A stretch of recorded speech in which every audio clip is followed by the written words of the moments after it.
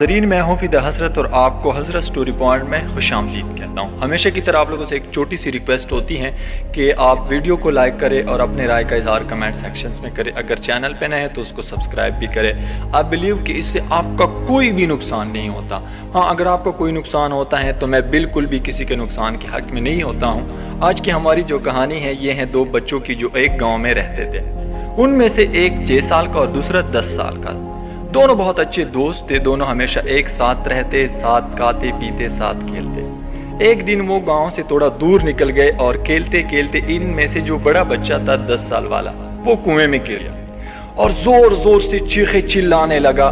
اب جو دوسرا بچہ تھا 6 سال والا، اس نے آس پاس دیکھا، اس کو کوئی نظر نہیں آیا اور پھر اس کی نظر پڑی ایک بالٹی پر جس کے ساتھ رسی باندھا ہوا تھا۔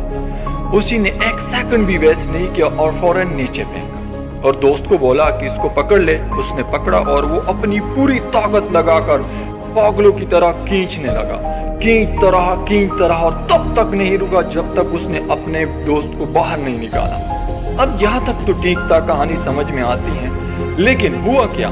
جیسے ہی یہ دو بچے دونوں ایک ہو گئے، باہر آ گئے، گلے مل رہے، رو رہے، خوش ہو رہے۔ ایک طرف سے ان کو ڈر بھی لگ رہا تھا۔ ڈر یہ تھا کہ اب گاؤں جائیں گے تو خوب پٹائی ہوگی کہ اس طرح کنویں میں گر گئے، لیکن مزے کی بات ایسا کچھ بھی نہیں ہوا۔ وہ جب گاؤں گئے اس نے گھر والوں کو بتایا کہ اس طرح ہم کنویں میں گر گئے تھے اور اس طرح چھوٹے نے بڑے کی جان بچائی تھی۔ تو اس کے گھر اور گاؤں والے کوئی ایک بھی اس کے باتوں پہ یقین نہیں کر رہا تھا۔ وہ بھی اپنی جگہ بالکل ٹھیک تھے، کیونکہ اس بچے میں اتنی طاقت نہیں تھی کہ وہ یہ بالٹی پانی سے بھری ہوئی بھی اٹھا سکے، تو پھر اتنے بڑے بچے کو کنویں سے نکالنا تو بہت بڑی بات ہے۔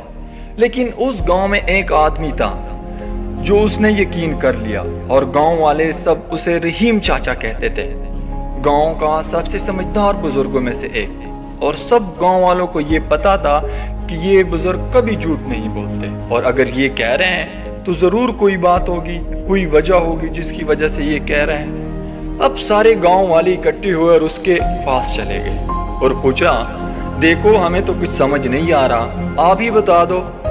تو چاچا رحیم کو ہنسی آ گئی اور بولے کہ اس میں کیا بتاؤں، بچے بتا تو رہے ہیں کہ اس نے کیسے کیا۔ بالٹی کو پھینکا اور بچے نے پکڑ لی، اس نے رسی کو کھینچا اور اپنے دوست کو بچا لیا، دیٹ سمپل۔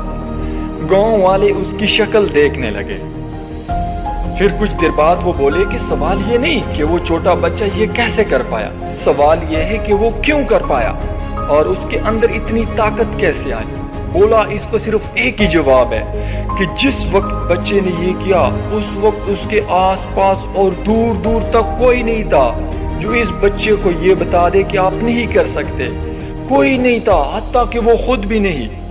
ناظرین، اس سے ہمیں ایک ہی چیز ملتا ہے کہ اگر آپ کچھ کرنا چاہتے ہو، آپ کا کوئی ٹارگیٹ سے آپ کامیاب بننا چاہتے ہو، آپ نے کچھ بڑا کرنا ہے، بہت بڑا، حتیٰ کہ سب سے بڑا، پھر آپ کسی اور کی نہ سنو جو آپ کو کہتا ہے کہ آپ نہیں کر سکتے ہو، کیونکہ جتنے بھی بندے ہوتے ہیں، جو بھی بندہ آپ کے ساتھ بات کرتا ہے وہ اپنے مائنڈز کے حساب سے آپ سے بات کرتا ہے، وہ آپ کو اپنی مائنڈز کے حساب سے آپ کو جج کر رہا ہے۔